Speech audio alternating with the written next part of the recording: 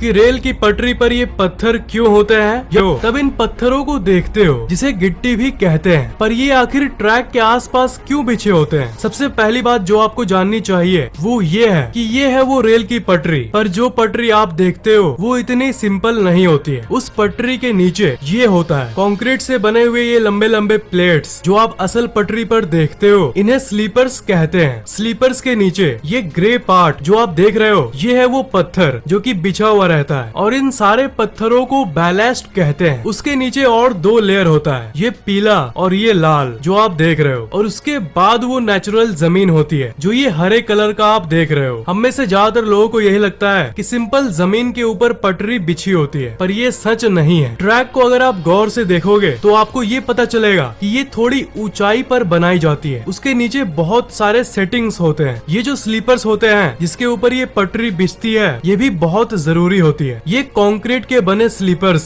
पटरी के बीच के गैप को बनाए रखती है, और इस कंक्रीट के बने स्लीपर को एक जगह पर ये पत्थरें रखती है, और यही इन पत्थरों का काम है। मतलब ये पत्थर इस सीमेंट के लंबे लंबे स्लीपर्स को एक जगह पर रखती है, और ये स्लीपर इस लोहे के बने पटरी को एक जगह पर होल्ड करती है। मतलब मेन काम यहाँ पर पत्थर ही कर रहा है। एक ट्रेन का वजन लगभग 10 लाख किलोज होता है, तो आप सोच ही सकते हो कि एक लोहे का बना हुआ पतला सा ट्रैक ही इसे नहीं संभाल पाएगा। एक ट्रेन को संभालने में इस लोहे का और इस कंक्रीट के बने स्लीपर का और इन पत्थरों का, इन सब का मिल के योगदान होता है। पर देखा जाए तो फैक्ट ये है कि सबसे ज्यादा लोड इन पत्थरों पर ही जाता है। ये पत्थर ही वो चीज है जो ट्रैक को एक जगह पर फिक्स रखती है। पर रेलवे ट्रैक के नीचे कोई भी ऐसी वैसी गिट्टी का इस्तेमाल नहीं किया जाता। अगर इन गिट्टियों के बदले गोल गोल सॉफ्ट पत्थरों का इस्तेमाल किया जाता तो वो एक दूसरे से टकराकर गोल गोल घूमने लगते और पटरी एक जगह पर नहीं रह पाती। ट्रेन के वजन के चलते पटरी भी हिलने लगती। इसलिए स्पेशली नोकीले और रफ पत्थरों का इस्तेमाल किया जाता है जिसके कोने गोल ना हो, जिसे कि गिट्टी कहते हैं, ताकि जब भारी ट्रेन उस पर से पार हो तो ये नोकीले पत्थर आपस में अपना अकड़ बनाए रखे, जो कि गोल पत्थर नहीं कर सकते। और इस अकड़ के चलते चलती हुई ट्रेन चाहे कितनी भी भारी हो, ये लोहे का बना हुआ पटरी और ये स्लीपर एक जगह पर फिक्स रहता है। इस पत्थर का और एक काम है, जैसा कि आप जानते होंगे कि अगर गिट्टी नहीं दी जाए तो ट्रैक का कुछ ऐसा हाल होगा, वो घास और पेड़ पौधों से भर जाएगा। तो वो पत्थर इन्हें भी उगने से रोकते हैं और घास को जमने से रोकने के साथ साथ ट्रैक के आसपास पानी के जमाव को भी रोकते हैं। तो अगली बार ट्रेन से सफर करो तो एक बार इन पत्थरों को सैल्यूट कर देना, और लोहे के बने ट्रैक के बदले इन पत्थरों को नोटिस करना कि कैसे ये पटरी को एक जगह पर रखते हैं। पर और एक बात आपके मन में आ रहा होगा कि मेट्रो ट्रेन जो होते हैं उसके ट्रैक में तो इन पत्थरों का इस्तेमाल नहीं होता। तो बात ये है कि जो डायग्राम मैंने आपको दिखाया ये मेट्रो ट्रेन में फॉलो नहीं होता है। डायरेक्ट स्लीपर्स को रखने के बाद ट्रैक को रख दिया जाता है बिना किसी गिट्टी के। ज्यादातर मेट्रो ट्रेन अंडरग्राउंड या फिर ब्रिज पर बने होते हैं, इसलिए पत्थरों का इस्तेमाल नहीं किया जाता, क्योंकि मेट्रो का ये ट्रैक मिट्टी के जमीन पर नहीं बना होता। इसलिए यहाँ न पेड़ जमने का प्रॉब्लम होगा और न ही पानी जमने का। और जनरली मेट्रो ट्रेन का वजन नॉर्मल से कम होता है और वो छोटे छोटे क्यूट से होते हैं, इसलिए यहाँ मेट्रो ट्रेन के पटरी पर इन पत्थरों की जरूरत नहीं पड़ती। ट्रेन